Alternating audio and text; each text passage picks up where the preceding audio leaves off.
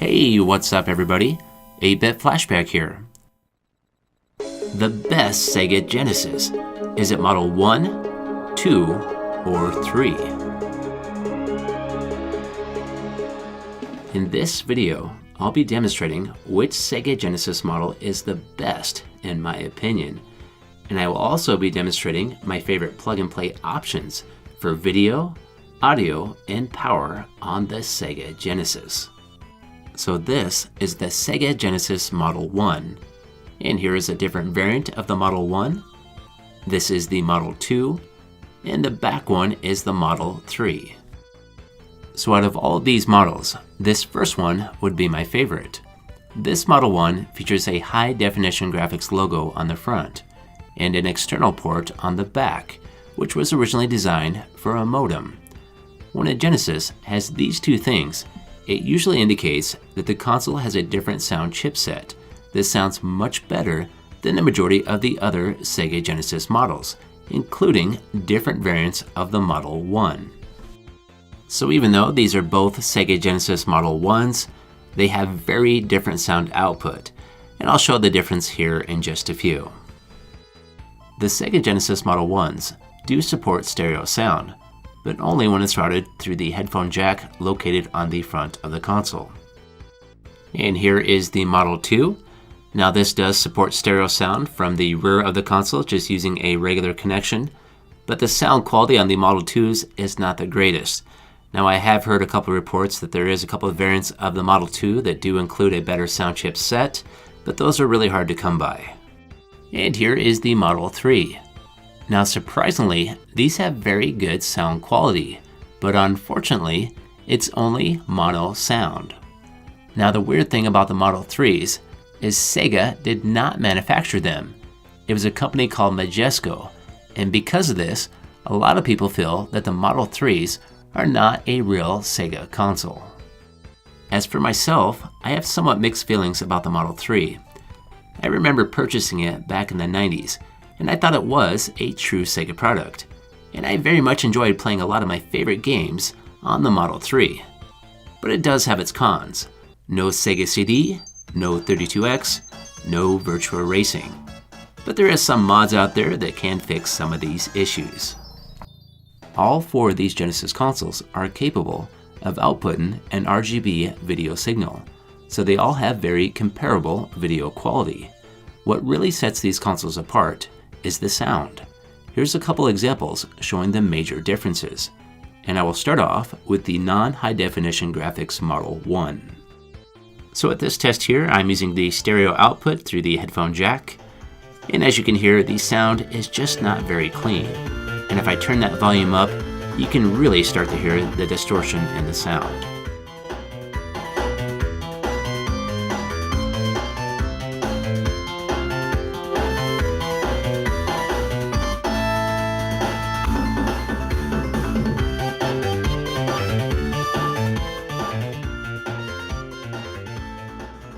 Next up is the high definition graphics Model 1 that has the better sound quality.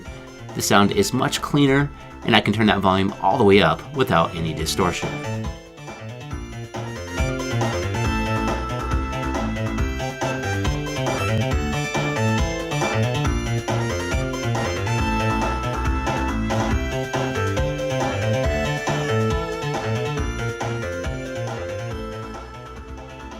And here is the Model 2 that does feature the stereo output through the back of the console, but the quality is not so good.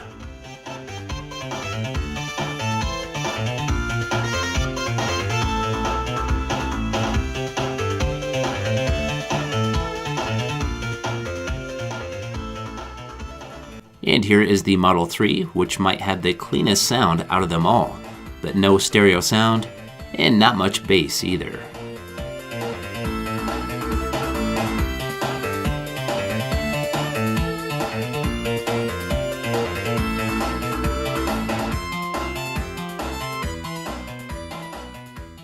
So out of these four consoles, I think the cleanest sound is coming from the Model 3, but the best sound in my opinion is coming from the high definition graphics Model 1, because the sound is still pretty clean, and it's also stereo sound, that produces better bass as well. Now, with all that being said, I have read numerous online sources stating that there is a couple different variants of the non-high definition Model 1s, and a couple Model 2s that have better sound output, but finding these variants is not an easy task. Now let's talk about some of the plug-and-play connections for the best video output. My favorite option would be the HD Retrovision component cables, which are compatible with all these Genesis consoles, and even the 32X and Sega CD. These cables harness the native RGB 240p output that the Genesis supplies. My favorite thing about these cables would be the video quality, but they're also extremely easy to use. They truly are plug and play. There's no external power source you gotta mess with and plug in. They're ready to go just the way they are. And they even have a stereo audio input jack, so you can plug in the stereo output from the front of the Genesis Model 1. These cables come stock with a Genesis Model 2 plug, but adapters are available for numerous consoles such as the Genesis Model 1, Sega Saturn, and a few others. Another decent option would be the Hyperkin HD TV cable for the Genesis. These cables are plug and play, but they do require an external power source. And these cables have great compatibility, but they do have some video quality issues such as motion blur. And I did a review for this cable a while back, and I'll make sure to put a link in the description. Another decent option would be a SCART cable. These also utilize the RGB signal from the Genesis, but this cable does require a SCART to HDMI adapter to be plugged into a modern HD TV, and an external power source is needed as well. But out of these options, the HD Retrovision cables are my favorite. And I did compare all three of these cables in a previous video, which will be in the link down below. Now I'd like to do some comparisons of a standard composite cable hooked up to the Genesis versus the HD Retrovision component cables. On the left side of the screen would be the HD Retrovision cable hooked up to a Model 1, and on the right side of the screen would be just standard composite cables hooked up to the same Genesis Model 1.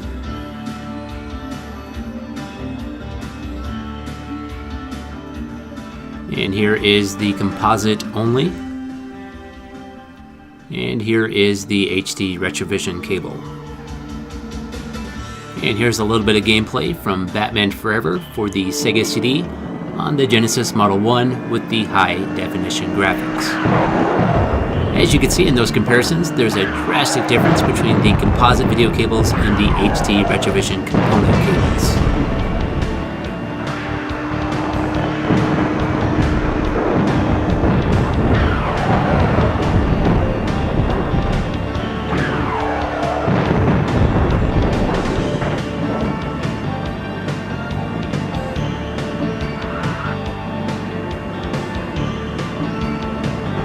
And here's an example using composite cables on the non-high definition Sega Genesis Model 1.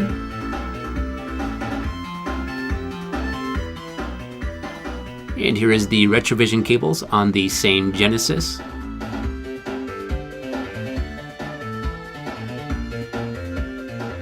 And here is the HD Retrovision cables on the Genesis Model 1 with the high definition graphics.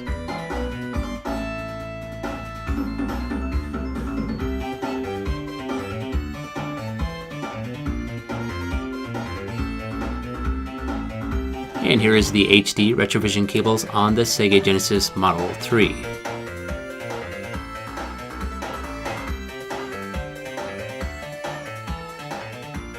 And here is the HD Retrovision cables with the Sega Genesis Model 2.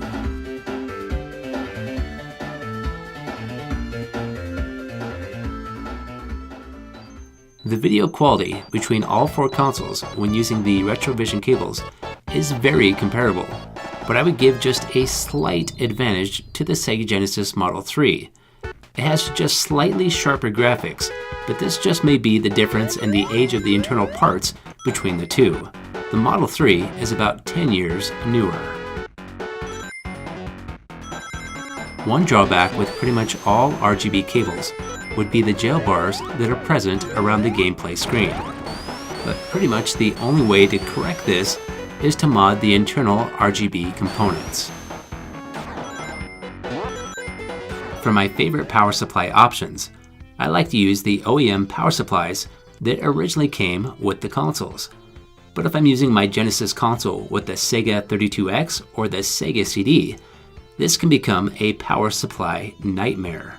Back in the day, a separate power supply was required for the Genesis, 32X, and the Sega CD. But now you can purchase one power supply to power all three at the same time. I purchased this one from Retro Game Supply. This is a company that's based in the UK and has tons of various power supplies for various different consoles with very reasonable prices. I got this one shipped to the US for only $30, and that included the shipping. I've had this power supply for about a year or so, and the quality seems to be pretty decent, and I've had no issues with it whatsoever. So this is one power supply that has 3 different cable ends that plug into the Sega 32X, the Sega Genesis, and the Sega CD. As far as my favorite controller goes, I'm a huge fan of the original 3-button controller. I really like the size of this controller and the way it feels when I'm holding it in my hands. The official 6-button controllers that came out later on were a little bit smaller, and the button layout felt quite a bit different. But they do have a purpose because there's a lot of games that make a lot more sense using the 6-button controller. But when I do use a 6-button controller, I prefer to use the original official Sega wireless controllers. These are a little bit bigger and feel more like the original 3-button controllers with a 6-button layout. But of course, these do use the older infrared technology, so line of sight can become an issue. Luckily though, there's a lot of newer options such as the Retrobit 2.4G wireless controllers. But for myself, when using a newer controller, I prefer to use 8BitDo products such as the M30 2.4G wireless controller. This controller works great with no noticeable lag. Okay, it's time for me to go, but I'm going to leave you with a couple different gameplay captures using the Sega Genesis Model 1 with the high definition graphics along with the Retrovision cables. If you like this video, if you could hit that like button and subscribe, and have yourself a great day, and I'll see you next time.